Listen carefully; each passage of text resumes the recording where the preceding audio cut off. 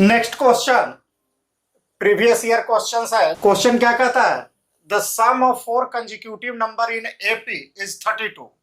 कोई एपी है जिसके 4 लगातार टर्म है, उनका सम कितना है? 32। And the ratio of the product of the first and the last term, और उस 4 में से जो फर्स्ट और लास्ट टर्म का प्रोडक्ट है और प्रोडक्ट ऑफ 2 मिडिल टर्म्स और बीच के जो 2 टर्म है उनके प्रोडक्ट और जो फर्स्ट और लास्ट के प्रोडक्ट है, इन दोनों का टर्म का रेशियो क्या है? 7:50। तो फाइंड द नंबर। तो वह 4 नंबर कौन कौन है ज्ञात करना है। आइए देखते हैं। हालांकि इस तरह का कोई क्वेश्चन एक एक्सरसाइज में नहीं दिया गया है, लेकिन थोड़ा सा इसमें कॉमन सेंस लगाएंगे तो हम इसे डिराइव कर लेंगे। आइए सॉल्यूशन देखते हैं। Let the 4 consecutive numbers are. ध्यान यही देना है, जो 4 नंबर हमें लेट करना है, मानना है, इसी में सारा खेला है, इसी में सारा ट्रिक है छुपा हुआ। तो हम जो नंबर इसमें मानेंगे, ये बड़ा सतर्क रहना है इसमें। तो आइए देखिए, पहला हम नंबर मानते हैं इसमें a-3d। दूसरा नंबर हम लेते हैं a+d। फिर क्या होगा? तीसरा a-d। और फिर लेते हैं a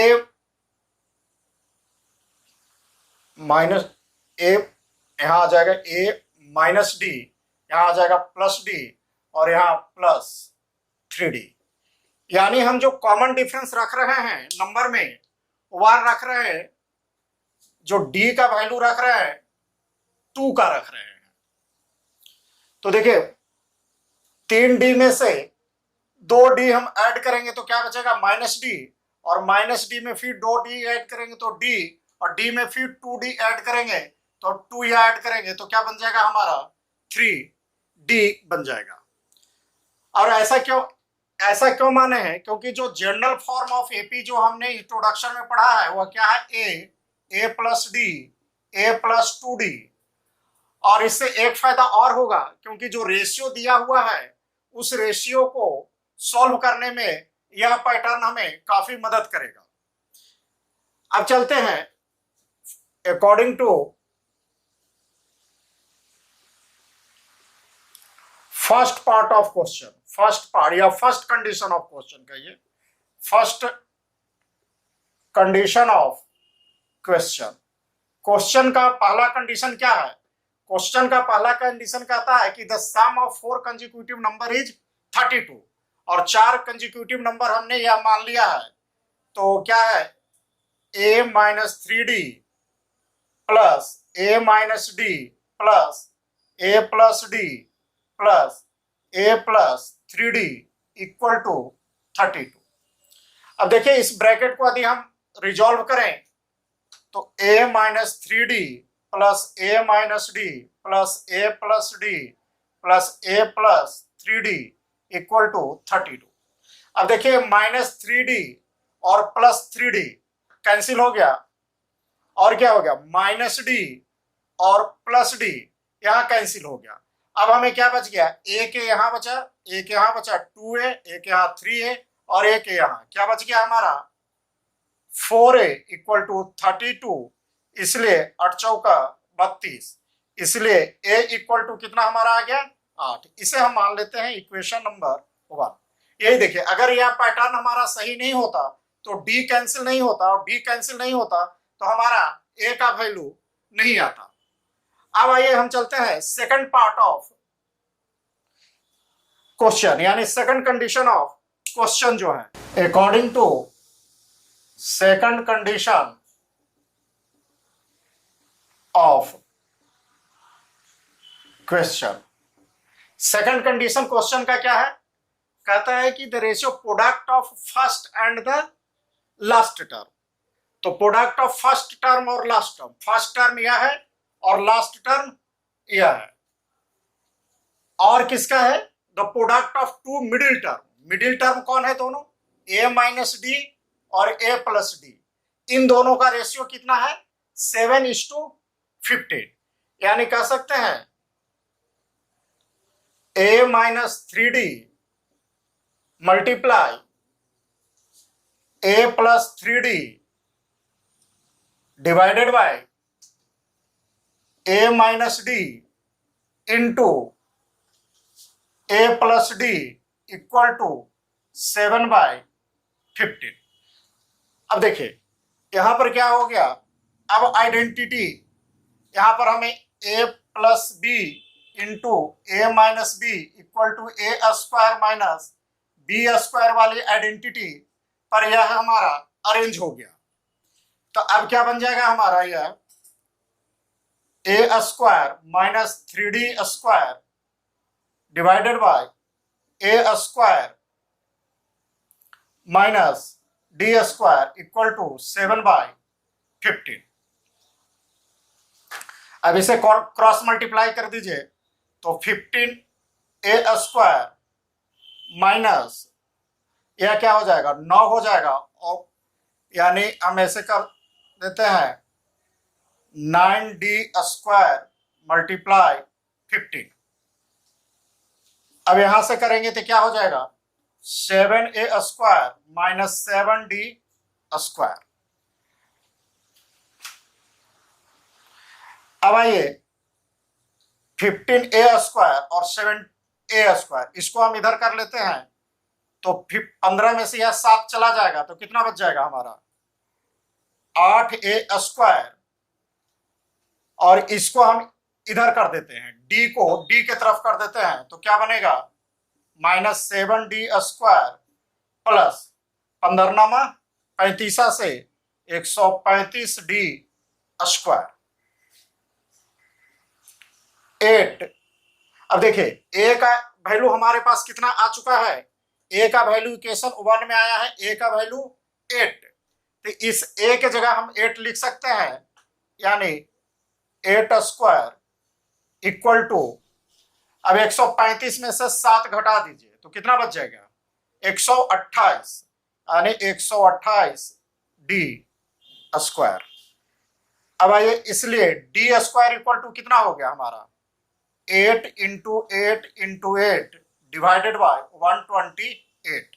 अब 8 से काट दीजिए, 8 एकम 8, कितना बच गया 8 4 12 4, 4 और 8 48, 8 6 48 16, 8 से काट दीजिए 8 दूनी 16, और 2 से काट दीजिए 2 चौका 8, इसलिए d इक्वल टू √4 यानी ±2।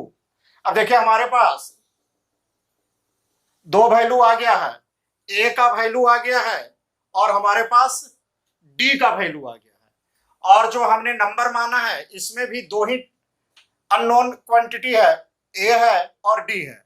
अब इस a और d का वैल्यू पुट करके हम नंबर ज्ञात कर सकते हैं, लेकिन अब यहाँ नंबर दो तरह से होगा, एक बार हम d का वैल्यू +2 लेकर चलेंगे और एक बार d का वैल्यू -2 लेकर चलेंगे, तो हमें एपी के दो सीरीज मिलेंगे।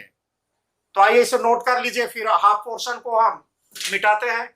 नाउ पहली बार मानते हैं हमारा दो वैल्यू आया था, एक d बराबर क्या आया था +-2 और a बराबर क्या आया था 8। तो इफ d इक्वल टू +2, अभी हम क्या लेके चल रहे हैं +2, और a का एक ही वैल्यू आया था हमारे पास और वह कितना था दैट इज 8। तो नंबर निकालते हैं, नंबर हमारा कितना था, नंबर्स क्या क्या था, एक था a-3d, दूसरा नंबर क्या था a-d, तीसरा था a+d और चौथा था a+3d। अब कुछ सिंपली आपको वैल्यू पुट कर देना है, a का वैल्यू कितना है 8 - 3, d का वैल्यू 2, a कितना है 8 - d का वैल्यू 2, a 8 + 2, a कितना है 8 + 3 × 2। अब क्या आ गया 3 दूनी 6, 8 में से 2 3 दूनी 6, 8 में से 6 चला गया, कितना बचा 2, और 8 में से 2 चला गया, कितना बचा 6, 8 और 2 कितना हो गया 10, और ये कितना हो गया 3 दूनी 6, 8 और 6 कितना हो गया 14। यानी एक सीरीज हमारा मिला 2, 6, 10 और 14 का, यह पहला सीरीज मिला। और इसी तरह से सेकंड टाइम में यदि इफ d इक्वल टू हम -2 लें, क्योंकि d का वैल्यू क्या आया था हमारा √4 था, तो प्लस और रूट का वैल्यू प्लस माइनस में लेते हैं, तो यहाँ प्लस लिए, अब हम -2 लेते हैं, और a का वैल्यू सेम था रहेगा क्योंकि एक ही वैल्यू आया था 8। अब इस स्थिति में यदि हम नंबर ज्ञात करें तो क्या होगा a - 3d, a - d, a + d और a + 3d। आइए देखते हैं, a का वैल्यू कितना है 8 - 3, और d का वैल्यू भी माइनस में है यानी -2, ये हमारा एक आएगा। दूसरा क्या है, a का वैल्यू 8 माइनस, और d का भी वैल्यू कितना है -2 यानी -2। दूसरी संख्या क्या होगा, ये 8 प्लस और माइनस क्या है 2,